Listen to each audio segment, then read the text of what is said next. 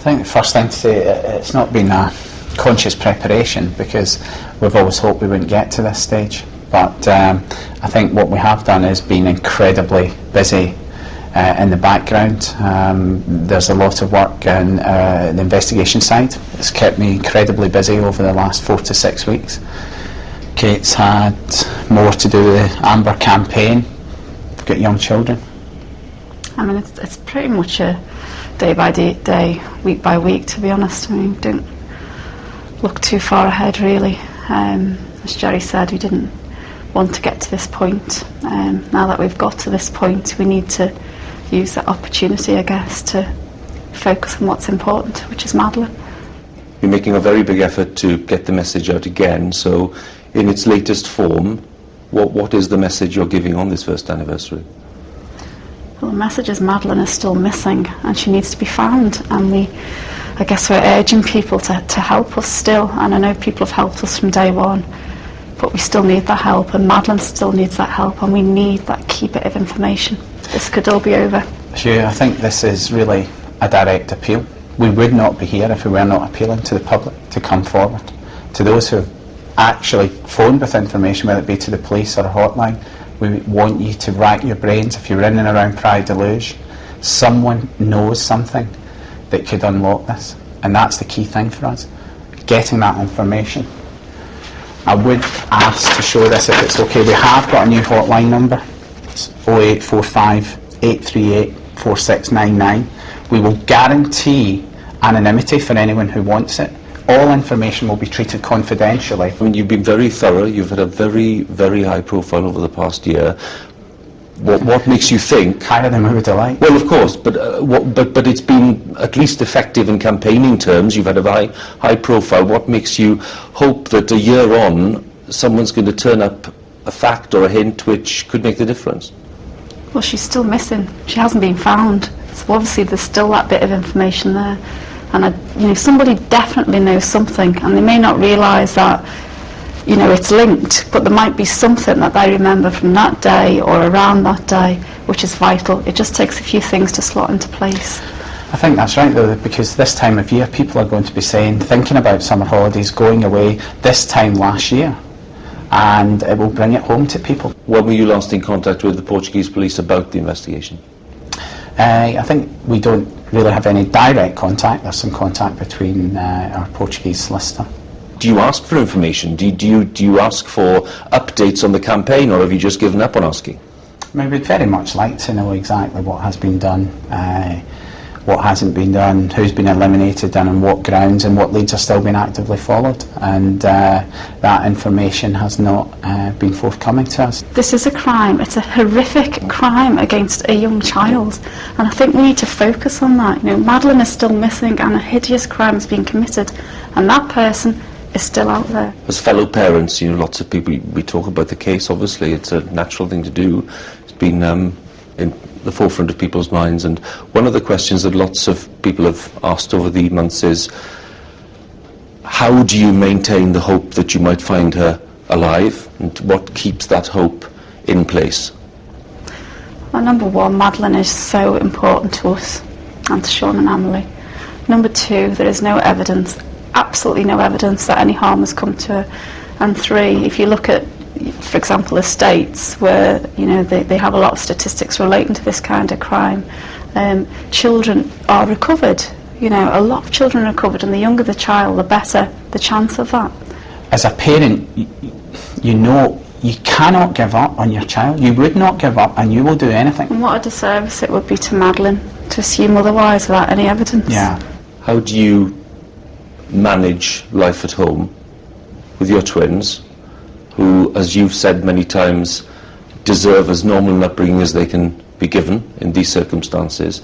How do you keep that going, and where do you get your strength from to do that? Well, I think your children give you the strength, for sure. I mean, Sean and Emily are amazing little people, and they're very happy, and they actually have a very normal life. I mean, they go to nursery 2 days a week, and the other days when they're at home, we do lots of normal things that anyone would do with the children.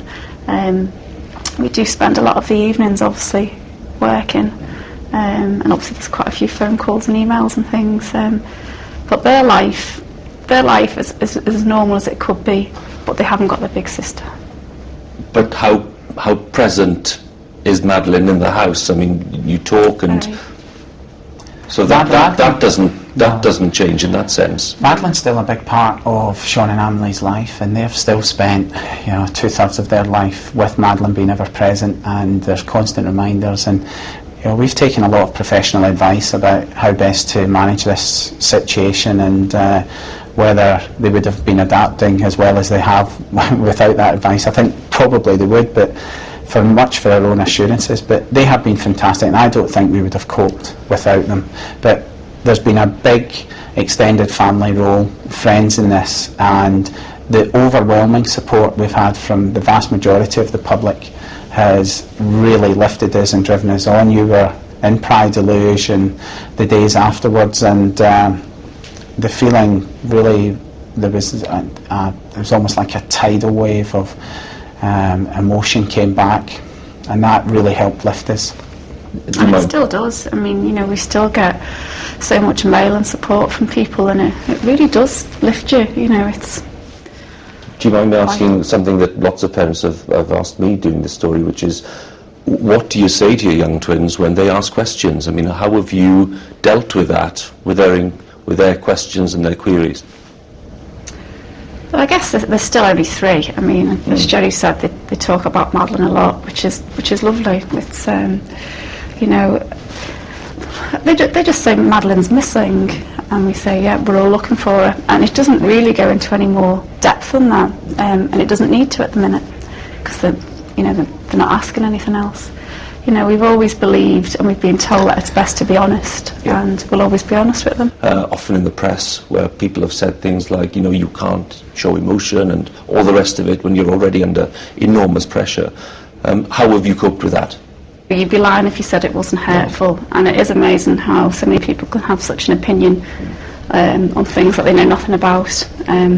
But again, it's a derailment, and yes, it takes you away from it for a minute, but you just got to get back on track, You had a very high-profile visit to Europe where you were promoting the Amber Alert scheme, and there are signs today that the support for that among members of the European Parliament is still growing. Why have you locked onto this particular scheme as one which you'd like to promote? It's one of the things that we encountered very, very early on, and clearly as a parent, when your child goes missing, you want everything done. And even on the night, we were saying things like, have the borders been alerted, ports, various things, and your worry is that that child is going to be moved, and moved quickly, far away from the scene of the crime. You've both been very honest over the last year about the questions you've asked about your own actions when Madeleine disappeared, and the doubts you've had and the criticisms you levelled at yourselves. Are you finding it easier not to be so self-critical a year on, or not? We've talked about our guilt. From the minute we discovered Madeleine missing, we've tried to focus on what can still be done. And dwelling on the negatives, you can't change what's happened. And as much as we would love to have turned the clock back and decided not to have gone to the tapas restaurant that night, we can't change it. And what we need to focus on, and what we're asking the public to do, is to concentrate on what can still be done. Madeleine is a gorgeous little girl. She's still out there, and we're asking for help really to find her. And for those who say, Kate, that the campaign has been running at maximum energy for a year, and to then ask questions about how long you can sustain that kind of campaign and the kind of energy and commitment that it needs, and the fact that it clearly affects your entire lives. What do you say to people? And we'll never give up on Madeleine. I want Madeleine back. We need to find Madeleine, and that's what keeps us going.